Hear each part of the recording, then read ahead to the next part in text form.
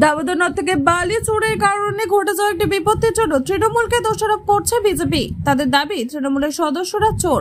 অন্যদিকে আসানসোল পৌর নিগমের ডেপুটি মেয়র ও তৃণমূল নেতা ওয়াসিমুল হক বিজেপির বিরুদ্ধে অভিযোগ করেছেন। তিনি দাবি করেছেন যে বিজেপি তাদের নিজস্ব অপরাধ যেমন কয়লা গরু চুরি নিয়ে ভাবা উচিত।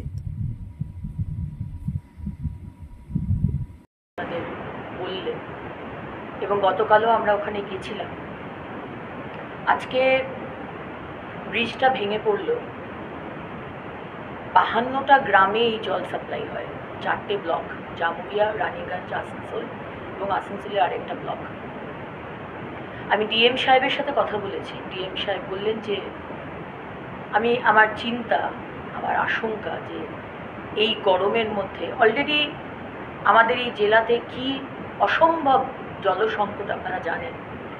মাননীয় প্রধানমন্ত্রী নরেন্দ্র মোদীজির জল জীবন মিশনের কোটি কোটি টাকা এসেছে, এখনও বেশিরভাগ জায়গাতেই পাইপলাইন বসেনি। বাড়ি বাড়িতে জলের কানেকশন দূরের কথা, যেখানে পাইপ বসেছে সেখানে এখনও জল চালু হয়নি। একটা জায়গা আপনি দেখাতে পারবেন না যেখানে জল চালু হয়েছে।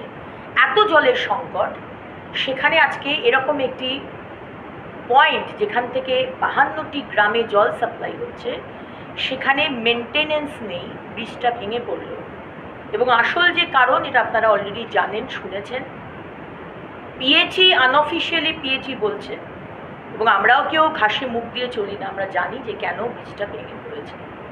এত মেনটেনেন্স নেই, কোনো কিছুরই যেরকম মেনটেনেন্স নেই। পোস্তা ব্রিজ ভেঙে পড়েছিল, মাঝেরহাট ব্রিজ ভেঙে পড়েছিল, সেরকমই গতকালের এই দুর্ঘটনা।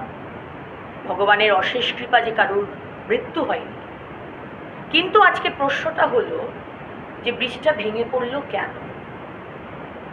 হ্যাঁ, ব্রিজটা ভেঙে পড়লো এই কারণেই, যদিও বা আজকে ডিএম সাহেব বললেন যে উচ্চপদস্থ অফিসাররা আসছে, তারা দেখবে কেন ব্রিজটা ভেঙে পড়েছে এবং কতদিনের মধ্যে ব্রিজটাকে ঠিক করা যেতে পারে।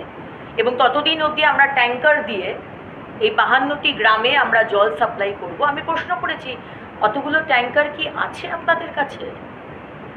আমাদের সামান্য সামান্য যখন সময় গরমকালে জলও কষ্ট হয়, কল বন্ধ হয়ে যায়, জল সাপ্লাই বন্ধ হয়ে যায়, বারবার করে যখন ফোন করা হয় বিডিওকে, আমাদের পিএইচিকে, তখন আপনারা ট্যাঙ্কার দিতে পারেন না। তাহলে আজকে 52টা গ্রামে জল দেওয়ার মতো সেই ট্যাঙ্কার কি আপনাদের আছে? সবাই আমরা দেখলাম যে পিএইচির পাম্পিং স্টেশনে যে ক্ষতিটা হয়েছে, সে আমাদের আরবান এলাকা, কিছু জামুরিয়া, রানীগঞ্জ, কিছু আসানসোল এবং আসানসোলে বিভিন্ন এলাকায় জল পিএইচির যখন যে জায়গাগুলো আমার আরবান জলের প্রজেক্ট এখনও ঢুকেনি, পাইপলাইনটা সেখানে সাপ্লাই ছিল, সেটা নিশ্চয়ই যখন বসে গেছে প্রভাবিত হবে, এটা তো আর কিছু বলার নাই।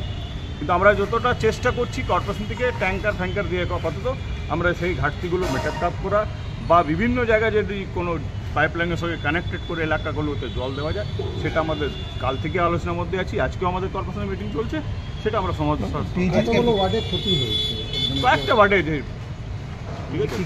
কারণ জানা গেছে কি কারণে কারণটা আমার তো টেকনিক্যাল পার্সন, এটা টেকনিক্যাল পার্সনরাই বলছে। আজকে বিজেপি প্রেস মিট করলো এবং প্রেস মিট করে বললো যে এটা শুধুমাত্র অবৈধভাবে বালি তোলা হচ্ছে বলে এটা এইভাবে। শুনুন, বিজেপি কি যা খুশি বলতে পারে। আগে উনি সেন্ট্রাল গভর্নমেন্টটা দেখুন না কি চলছে, লুট চলছে, সেটা নিয়ে বলছেন না কেন? সেটা নিয়ে বলুক। আপনার যেটা বলছেন বালি কয়লা চলছে, কয়লাতে কে আছে? CISF, central force. বলছে বর্ডারে গরু পাচার হচ্ছে, বর্ডারে কে থাকছে? BSF, central force. তাহলে নিজেরটা দেখুন না, পরেরটা পরে কথা বলবেন, ঠিক আছে?